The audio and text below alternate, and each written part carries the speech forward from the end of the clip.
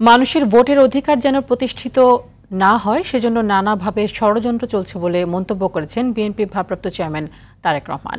তবে সব ষড়যন্ত্র মোকাবেলা করে আগামী ফেব্রুয়ারিতে নিরপেক্ষ নির্বাচন অনুষ্ঠিত হবে বলেও প্রত্যাশা করেন তিনি। দেশের মানুষের কল্যাণের জন্য বিএনপি রাজনীতি করে জানিয়ে তারেক রহমান বলেন, জনগণ যেভাবে চাইবে সেভাবে চলবে দেশ।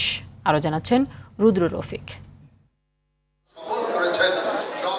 দীর্ঘ ১৫ বছর পর জেলা শহরের কনভেনশন সেন্টারে আয়োজন করা হয় নওগাঁ জেলা বিএনপির দ্বিবার্ষিক সম্মেলন। এতে জেলার বিভিন্ন ইউনিটের নেতাকর্মীদের সাথে যোগ দেন কেন্দ্রীয় নেতারা। সম্মেলনে ভার্চুয়ালি যুক্ত হন দলের ভারপ্রাপ্ত চেয়ারম্যান তারেক রহমান। বলেন, স্বাধীনতার সার্বভৌমত্ব অক্ষুণ্ণ রেখে দেশের মানুষের জীবনযাত্রার পরিবর্তন করতে চায় বিএনপি। এখন দ্বিতীয় পর্ব শুরুর পালা। দ্বিতীয় পর্ব কি? এই দেশের ২০ কোটি জনগণের অধিকাংশ জনগণ যেভাবে মনে করবে দেশ সেভাবেই পরিচালিত হবে।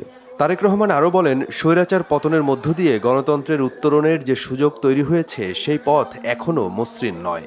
দেশ যাতে গণতান্ত্রিক অবস্থায় ফিরে আসতে না পারে, মানুষের ভোটের অধিকার যাতে বাস্তবায়িত হতে না পারে, সেইটাকেও ভুন্ডল করে দেওয়ার জন্য কিন্তু বিভিন্ন জায়গায় ষড়যন্ত্র চলছে, ষড়যন্ত্র শুরু হয়েছে।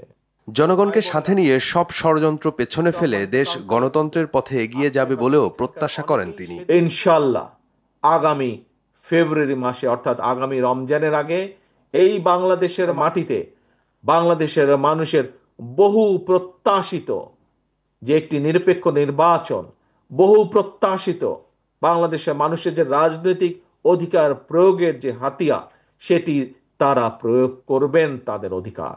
বিএনপির প্রতি দেশবাসীর যে আস্থা তা ধরে রাখার জন্য নেতাকর্মীদের প্রতি আহ্বান জানান তারেক রহমান। আমাদেরকে পারতে হবে, আমাদের চেষ্টা করতে হবে।